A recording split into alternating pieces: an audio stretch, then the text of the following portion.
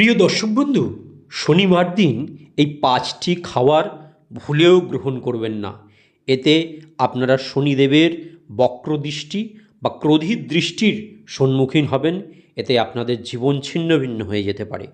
প্রথম খাদ্যটি হলো সাদা দুধ ও দই। যদি খেতে হয় তাহলে দুধের মধ্যে একটু হলুদ বা একটু গুড় মিশিয়ে খাবেন। আমের আচার, যেহেতু শনিদেব টক জিনিস পছন্দ করে না, তাই এই দিন টক জাতীয় খাদ্য, আচার ইত্যাদি পরিত্যাগ করুন।